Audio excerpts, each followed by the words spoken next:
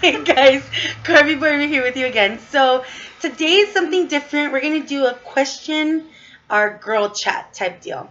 This is my best friend Carla Hi. and my friend Rosie. And she's a little bit shy, so she's not gonna come all the way out. But she's gonna help us answer some of the questions, and I will say in Spanish and English so everybody knows that it'll be bilingual. Okay, so this is the reason why I decided to do this video is because there's a lot of questions that I've seen coming from a lot of guys that are my friends that decided to ask why they're single or why there's different things like that. Okay, so or when will I find the one? We don't know. Like we don't know all the answers to all that. I'm not the owner of your life. Okay, but I can't answer some of your questions, girl. Okay, so the first one is anonymous, and that person chose to say anonymous, and the question is, how would you go about second chances? Let's say that you have been cheated on in the past, and I hope this makes sense. Okay, and ¿qué piensas de segundas oportunidades? Vamos a decir que te han Puesto el cuerno. pretty much Engañado. te han engañado y ¿qué piensas de esta segunda oportunidad? Okay, yo voy a decir algo en inglés y luego. First of all, in English, I would like to say that it's something that is very touchy in its base. It's like situation by situation based. Like you can't go by someone else's thoughts. You have to go by what you think about. Like if you've been cheated on and you feel like that person deserves a second chance because you feel like they will never do it again, then you go for it. Me personally, I've been cheated on, and I don't think I'd be able to. I've given a second chance to them, and it was like the same thing that they cheated on me again. So to me, the person that cheats will always cheat. There are people that change, and that is, like I said, situation by situation, depending on your relationship, because it depends on whether you've been dating someone 10 years or whether you've been dating them or been with them for 10 years or been with them for like a month. So that's another thing that changes. ¿Qué es lo que piensas tú, Rosa? De las segundas oportunidades, yo pienso que en lo personal yo no lo aceptaría porque yo al amar a una persona, siento que él es la persona que yo escogí y el día en que a lo mejor el amor se me acabe, prefiero decírselo a estar con otra persona, pero si por accidente pasara, igual y sí, sí perdonaría. Si yo lo amo mucho, sí lo perdonaría. Okay, and she also brought up something for me because she said that like it depended on how it happened, the situation as well. But then she brought up another thing that I was just like, okay, maybe, and I will remember it right now. Go ahead and answer, Carla, because I completely forgot what I was gonna say. Um, Second chances, I think everybody is prone to making mistakes, and you can or deserve a second chance.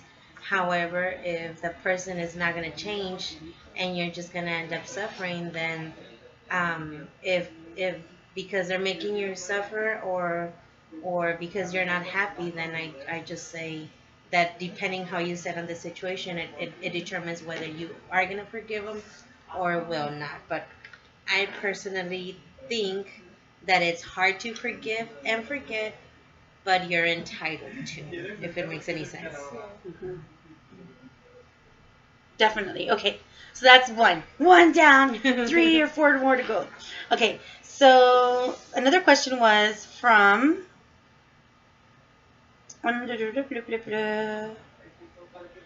Okay, would you marry someone out of your race if your family didn't approve? ¿Te casarías con alguien afuera de tu raza, de tu cultura, si tu familia no lo aceptaría? Tú primero.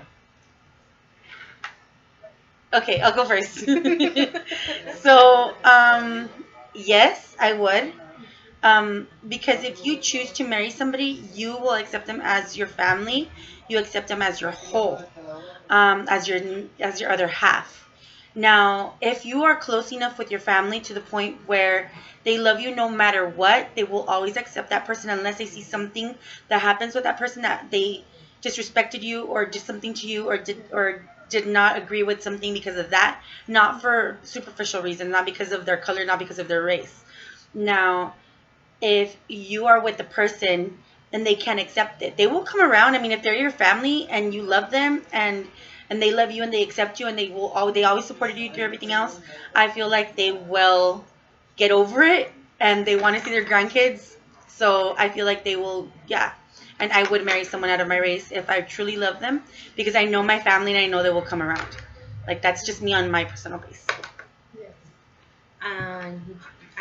I would do the same thing. If in my case it wasn't so much the race, but it was like a little difference. And at first they didn't accept my husband, but I went defending my love towards him, regardless if it was my grandma, if it was my dad, if it was my mom. If I knew I loved him, that he was the one for me, so I decided to go for him, and it turned out to be the best thing because now my family loves him so much, and he helps them more than I think Tremendously. anybody else would. If you don't mind me like explaining the situation. Yeah. Okay, so in Carla's situation, it was more of the class situation. Her parents, her grandparents came from the bottom to the top, and they were middle class, and where her husband was more still lower class, living in another country, and was super close. Like I live like in the border town, so it was more like of like I don't want you to regress where we've been trying all this time to help you progress. And she was just like, well, that's not it because he's a hard worker and he's a good person and he's a good man. And I can attest for my compadre and say that he is an amazing man. He's a great father. He's a great husband. And he's a hard ass worker. Like he works Yeah. his ass off to be able to make sure that they both have whatever they need. And I mean, to say that her family now loves him is amazing because her parents are strict. So, yeah, but I mean, it's all beautiful now. And I have a beautiful daughter. Yes. So. So, what about you, Rosy? Yo sí me casaría con alguien de diferente cultura si lo amara, con todo mi corazón y la otra persona hacia mí también. Aunque mi familia no lo aceptara, yo amo mucho a mi familia, pero si con él soy feliz, yo sé que a la larga, ellos que me aman también a mí, van a ver que yo soy feliz y poco a poco lo van aceptando. Yes. Porque ellos lo que quieren es tu felicidad. Yes. Awesome.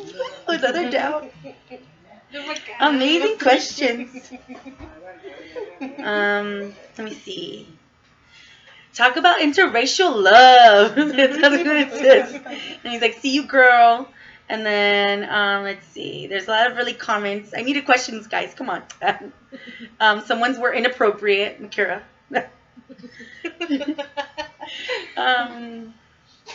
Okay, I have this one from a person that I love, but I'm not going to say his name because someone will kill him. So, why do women always have to be so defensive? ¿Por qué las mujeres siempre tienen que estar en la defensiva?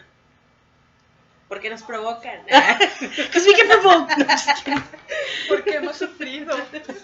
Because we've been hurt. Another reason. I guess we just want to defend our opinion. Like we want to stand for what we believe on, and as an outcome, sometimes it comes out more as a defensive than rather like just putting it out there. You know. I agree because in our culture, in the Mexican culture, we're brought up with the stigma of being very like dainty. You are the woman. You are to be behind the man. You are to like, you're not a partner. You're not equal, but you are sort of like his, like, sort of like you are behind him. You follow him. He is your leader. He is the person that will be the head of your household. You are the woman, so you really do have an opinion, but not really, because the man, whatever he says, it's his word, and that's what's first. Nowadays, it's changed so much, and it's revolved. Yes, it's revolved so much that you are able to have a say, and with and with us, you have a say, but now it sounds so defensive because we've been defending ourselves for so damn long. Like it just sounds like we're bitter or like hurt or just like it makes it sound like if we're fighting, but really like a lot of women are not on a defensive. A lot of women do get defensive about different things, but maybe it's because you struck a nerve. Maybe it's something that you knew you shouldn't have said and you knew that was going to hurt her, and you struck that nerve and you weren't supposed to struck that nerve because it's something about her children, or if it's something about her weight or her age or something, it's going to get her defensive, no matter what. So I guess like maybe the way you say things, or maybe the way that you want to address things has to be very different, as opposed to just saying things because that's what you thought. Like maybe you need a little bit of a filter, even though that person shouldn't need the filter. Maybe you need to filter a little bit more because you feel like they're getting defensive. Then just maybe change it up a little bit, and yeah. Everybody good? Sí, pienso que estamos a la defensiva porque somos muy cautelosas, siempre estamos analizando o conocemos a alguien y primero dejamos que se deje ver la otra persona, a ver qué tanto nos podemos abrir nosotros y si depende ya de nuestro carácter cómo respondemos, pero somos muy cautelosas y todo lo analizamos. Entonces, de que cómo es la persona, cómo me dijo, cómo es su carácter, cómo es, y luego ya después tú te abres o te pones a la defensiva o te pones, eres amiga o eres, depende, siempre analizamos todo. I hadn't seen it that way. Like she said that we're very captivated. We like observe everything, and we make sure we sort of like to sit back sometimes and just like to observe what's going on, and then from there we sort of know like how much we can actually like of ourselves let out, which completely makes total sense because if you think of it, like a woman is very much in her head. Like everything that I say comes to my brain and sort of like filtered or analyzed before I say it, because I would rather I think about before I want to hurt anybody's feelings. So I sort of like filter everything, go through it, and sort of like stack it up and make it look okay, and then boom, I say it. Or just think of different situations, and as a woman, you can attest, or any woman can say like they overthink things, and that's just natural because we're women. So, but like, and that's being said, like she said that we think of things, and then we're just like, okay, we look at the situation, and then we're just like blah. So, yeah. That makes total sense. Let's see.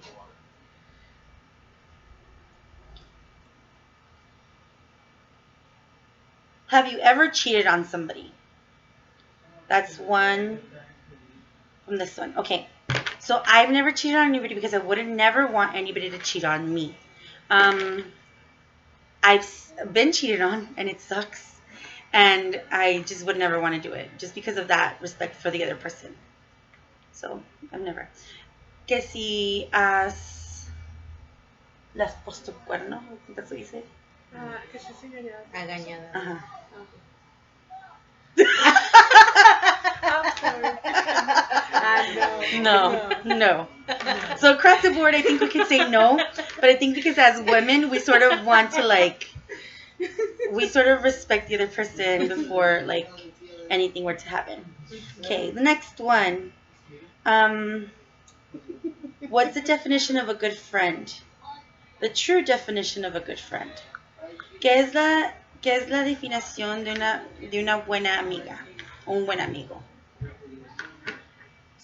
Una persona con la que puedes confiar, con la que puedes contar, ya sea en las buenas, en las malas, que por lo regular tus amigos siempre son, tú sabes cuando tienes unos buenos amigos, cuando estás en una situación mala, porque en las buenas siempre hay cualquier persona que se considera tu amigo, pero en las cuestiones malas es cuando realmente encuentras a los que están ahí, a los que están dispuestos a ayudarte, a los que están dispuestos a apoyarte.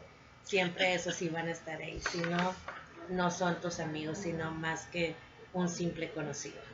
Para mí eso es una verdadera amiga. Definitely. Alguien que es tu hermano, no de sangre, pero lo consideras tu hermano o tu hermana, con quien puedes ser tú, sin importar el día ni la situación. Puedes enojarte o puedes reír, puedes llorar y una persona con la cual siempre puedes estar en cualquier situación, y más como dice Carla, en las malas. Y ahí es donde verdaderamente sabe uno con quién es su verdadero amigo.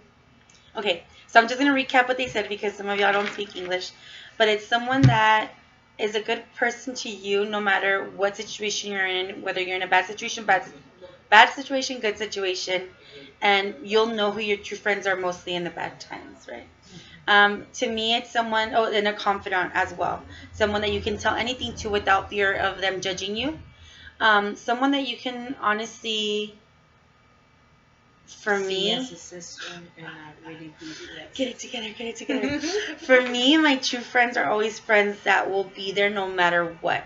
I've had really bad and low times in my life, and I've had really high times in my life. And in the high times, you see a crap load of friends. It rains friends on you because you have money or because you're at like an amazing time in your life, and it's just like everything is going good. In the low parts of your life, when you have nothing or when you have like no money, when you're like in your lowest parts, when you need someone to lift you, all you have is God and this like handful of friends. And that handful of friends that you could kept during those bad times are your true friends. Because those friends are the ones that seen you through your bad times. It's like when they say, if you can't handle me at my worst, then you do not deserve me at my best. And that is truly and honestly how I feel. If you can't handle me at my like, I love you, man, and this happened yesterday, like if you can't handle me at that, then you don't deserve me at my like, let's go out and let's have fun and let's hang out and watch a movie. You don't deserve me at my most genuine moments. Um, when I'm like ready to just like pour myself out. Like and I mean as a friend, I try to be the best friend ever. But I had a comment said to me that I will never let go. And I'm sorry, but it's gonna be said. Someone told me today that I think that everybody is my friend. I am so talky and chatty that I feel like everybody is my friend. Not necessarily. I think that I have friends, some friends that I can probably like grab in my both hands and that's it. I have my close friends that I can grab with one hand, and I have my best friends that I can just pinch with my fingers. And that's the way I sort of categorize my friends. Now, I have a crap load of acquaintances. I know a lot of people, but that doesn't mean that they're all my friends. And so whenever this person said it to me, he's like, "Don't trust you trust everybody." And I was just like, "No, I don't." But it's just that like I'm just like a very chatty person. Also one thing about me is um never mistaken my quietness for being weakness. Never mistaken my niceness for being weakness because I'm a I'm a viper. You don't even know. You don't know. This one right here knows. So Oh, this yes, is I do. okay, guys. So this is the last one, and it says, "Would you ever date a transgender person?" Um, ¿Podrías salir con alguien que sea transexual si no estuvieras casada? If you weren't married, because both of these are married. I'm not, but um, yo puedo comenzar. Okay, I can start. So for that one. Me personally, no, because I do want children, even though you can adopt. It's fine. Even if you couldn't have children with a heterosexual couple, I cannot. But if I were dating somebody and they told me later, that would even hurt me more because they didn't tell me about, they didn't come to me with the truth. But to each their own. If you are willing to date a transgender person, that is very much your willingness to do what you want to do with your life. And I accept anybody who would want to be transgender or date someone that's transgender. That is your choice and that's your life choice. Love is love and it doesn't matter what, who you like, so, or who you love. You can't help it. And I haven't never been in that situation, so honestly, I can't speak about it because I would say like not me. I don't think so, but I've never been in the situation, so I can never like sort of attest to it and be like no, never, because you don't ever know. But me not being in the situation, I can answer no, but not being in the situation, I sort of don't know. Um, but if you are transgender, don't lie about your situation. Don't lie about being transgender. Be open with that person if you really do like them, because that can open maybe doors to maybe something growing as a relationship, maybe something growing as more. Just saying. On my case, like you said, I mean, I wouldn't know what to really say because I'm not in that situation. But I honestly, to what I do comprehend and what do I do know now about love is that to me, love is just being part of that other person's life, and if it makes you happy, then be what with that person. It doesn't really matter what's between their legs. It should matter if you're happy with them or if you're not happy with them. It doesn't. the the gender, I think, would be The like least part of it. yes, the least part of it. That's what I think. Okay, Rosie in Spanish. Yo Hit it. no, yo no saldría, porque se me hace que ahí va un poco la fidelidad y para mí, o sea, el amor aparte que es la entrega corporal y la entrega del alma, así como que no sé, no me sentiría a gusto de que también en el otro sexo lo hace según el que ama, pero no realmente no lo es todo para ti, el amor de él para ti no lo es. Okay, so basically it's a no for her just because it's for her love means giving yourself emotionally as well as giving yourself physically, and in the way she was taught and the way she understands love, it's very much about those two things. But if you don't, si no se quiere el mismo o si no se quiere el mismo o como. No, o sea que sí, como él puede estar con dos personas de diferentes sexos, a mí se me... No, es transexual, quiere decir que es mujer hecho a hombre. O sea, él sea, siempre que pensó nació- que Sí, es... ajá, que Ajá. nació, pero no. Okay. O sea, no se podría. Okay, preferably no. Mhm. But like we've both said, like love is love, and if you want to do it, then you go for it. Just be as honest as possible and as open with everybody as possible. And we really thank you both. I thank you guys so much for doing this video with me.